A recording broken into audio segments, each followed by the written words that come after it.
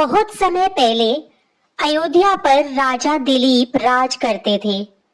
उनकी पत्नी का नाम था सुदक्षिणा। दुर्भाग्यवश उनकी कोई संतान न थी।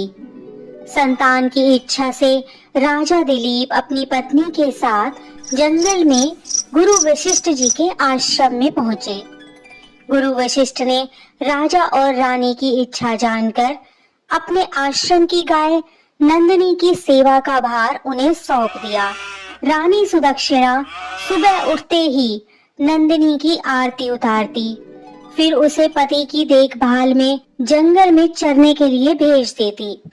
राजा दिन भर छाया की तरह उसके पीछे पीछे चलते, उसकी भूख प्यास का ध्यान रखते हुए नंदिनी की रक्षा करते।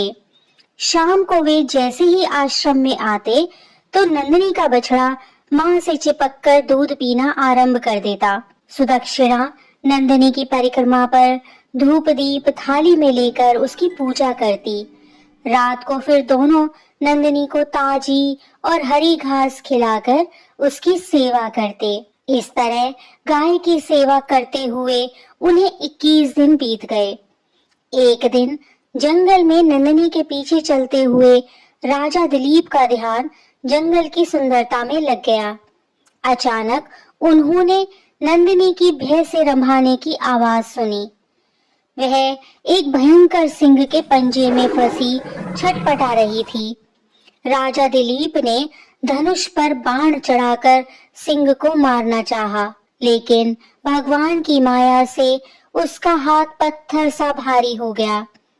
उस सिंह ने मनुष्य की बोली में कहा, इस गाय ने मेरे जंगल की सीमा में प्रवेश किया है। इस समय मुझे भूख भी लगी हुई है। मैं इसे खाकर अपनी भूख शांत करूंगा। राजा दिलीप भयभीत नंदिनी को देखकर बेचैन हो उठे।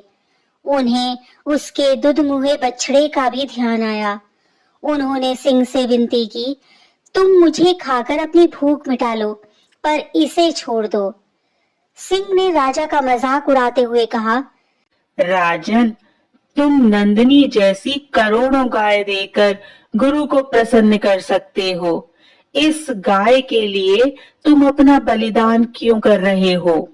राजा दिलीप ने प्राणों की रक्षा की याचना करते हुए आंसू बहाती हुई नंदिनी को देखा। उन्होंने अपने धनुष बाण फेंक दिए और सिंह के आगे सिर झुकाकर खड़े हो गए।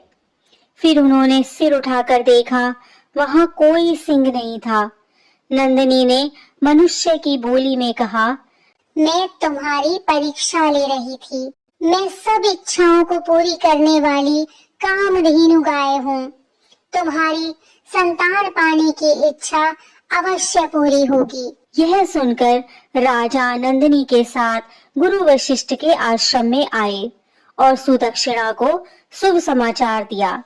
नंदिनी के आशीर्वाद से राजा के यहाँ रघु नामक पुत्र हुआ। रघु के ही वंश में उत्पन्न होने के कारण श्री राम रघुवंशी कहलाए। इसी प्रकार की अन्य व्रत एवं पौराणिक कथा कहानियों के लिए हमारे चैनल को सब्सक्राइब और शेयर करें, ताकि आप भी दूसरों तक इन्हें पहुंचाकर धर्म लाभ प्राप्त कर